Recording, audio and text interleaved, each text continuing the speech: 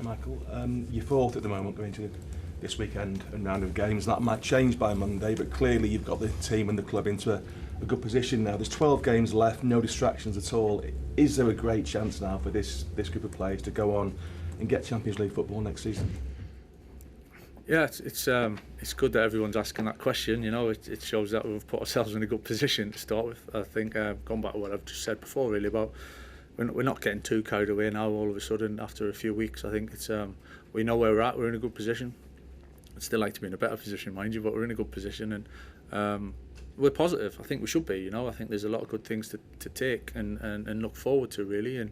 But then again, it's up to us and putting it into play, really. And yeah, it's possible. It's up to us to take the opportunity.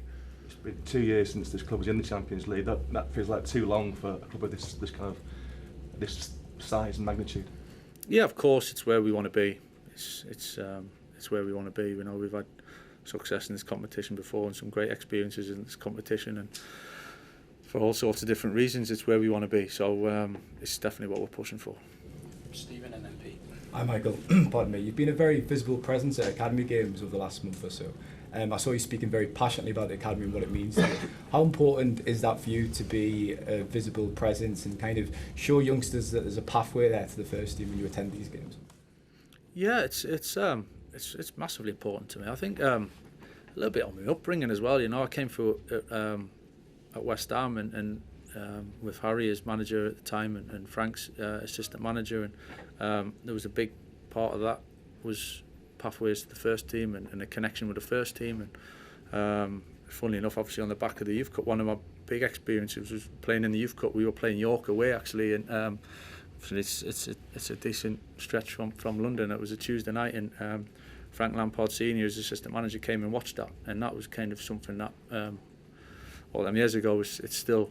I can still remember I missed a penalty on the night as well, so I remember that. But it's that connection, and I've been brought up through that for West Ham, and they were incredible at doing that, and how success so coming to this club, and obviously the history and the traditions here. It's something that I'm definitely passionate about. I understand the responsibility and being in the role I am, but actually we care about everyone at the club, and the academy is such a huge part of it that we want players to come through the system and try and get in the first team, being around it. So it's important that me and the staff that we support that as much as we can.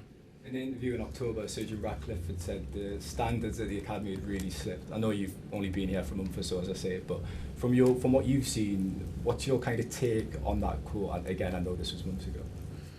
Yeah, no, it's not so much take on the quote. I think I've seen the work the academy does. I mean, my son's been here since he was 7 years old, and I've seen it, and nothing but positive things to say. You know, the experience that he's had coming through, and that's as a parent, really. So that side of things has been a great journey for him. Take away the football, just the experiences and the things that you kind of live through as a young man, really. So and for a long time it's been successful and plays in the first team, and you know, nearly 90 years I think since there wasn't an academy player in the first team squad. So it's great history and something we need to keep building on for sure. Hi Michael.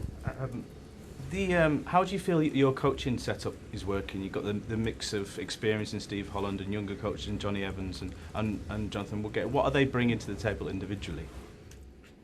Yeah, all bring something different, which is kind of the ideal scenario, really. You know, and different personalities, different experiences. Coming from different angles, but essentially working together. And I think that's the ingredient, really, the balance that you want to get. It's great to have different opinions and challenge each other and throw different ideas together, but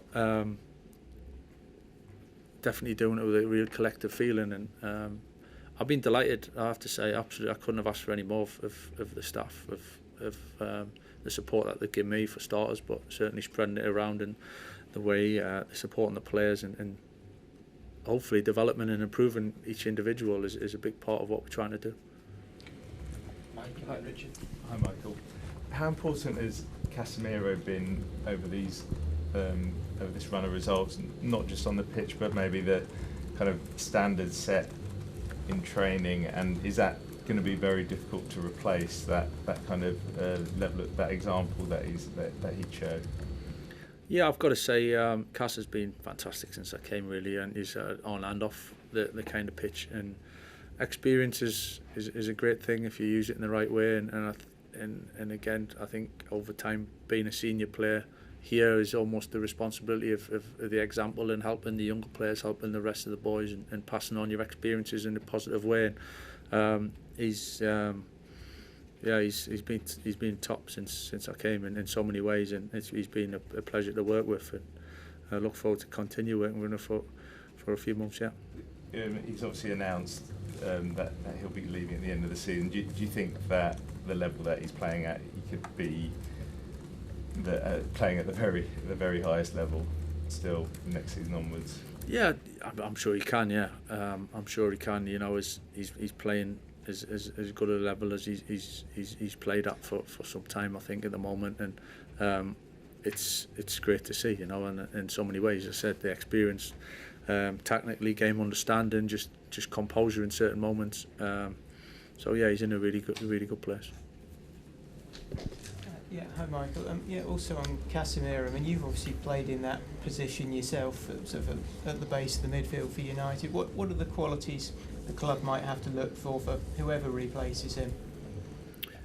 Yeah, well, listen, it's an important position. I think, I'm not being biased, obviously, as being a midfielder, but I think it is an important position to try and tie everything together, and you've connected to the whole team. So it's, and that's sometimes emotionally, a little bit mentally, and showing that composure and understanding of the game a little bit. And Cass has had a big influence within the group on that. So something we're fully aware of and moving forward for sure. Catherine. Hi Michael. You mentioned in your book that David Moyes struggled to adapt to a club like Manchester United. He brought in more running, and the players didn't take well to everything that he had did. Has your experience of Moyes' introduction to a new group of players, has that framed your way of managing now in your career? I think every manager that I've played under, I've taken something from. A lot of respect for David, and the career he's had is incredible. You know, to be at the top level for such a long time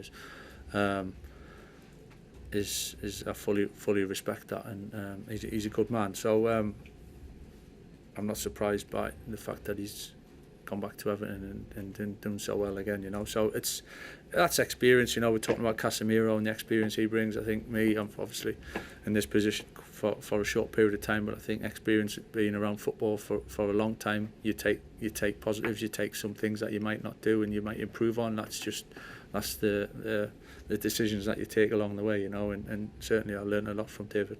So not too much running in training? You've got to run to play football. So Rich and then Jamie. Hey, Michael, can I just ask you about Marcus Rashford? Obviously a former teammate of you, and when you were last on the coaching staff, he was kind of seen as the future of the club, and it looked like he could maybe play his entire career at United. Do you find it a shame that he ever felt the need to leave Manchester United for that challenge? It's difficult to say, you know, because certain circumstances at certain times that kind of I haven't been involved in. It's difficult for me to comment really. I think the fact he's come through the academy and had such a big impact here is a positive, and as a club he's had some really big moments and good moments, and I've shared some with him in the past, you know. So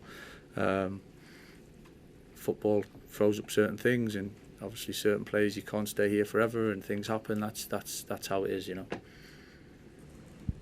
Michael, Sir Jim Ratcliffe offered an apology publicly about his comments. Has he apologised to you and or the squad, or spoken to you and or the squad about this?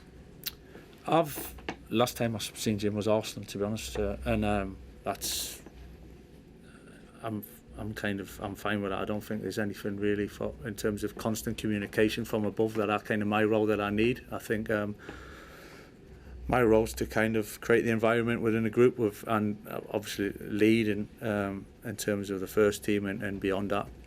Obviously sitting here now and the supporters listening in, that's part of my role and I'm fully aware of that, but I don't necessarily need it from above to be constant. Your role is to lead, but something like this kind of undermines. You know, Sir Alex Ferguson was massive on everyone in a football club pulling together. Right, you'll know that far better than anyone in this room. So, it might have been helpful maybe if you sort of addressed this directly to the sort of very people who represent the club, which is yourself, you know, and obviously the players. So I just we're wondered- definitely all pulling together. I think being in around here and being in around stadiums in the last few weeks, and certainly in this environment quite closely, I think it's clear as you could ever be, is pulling together. So we're pretty strong as a group to If you lose 5-0 at Everton, it's not his fault, so Jim's. I won't get that far ahead.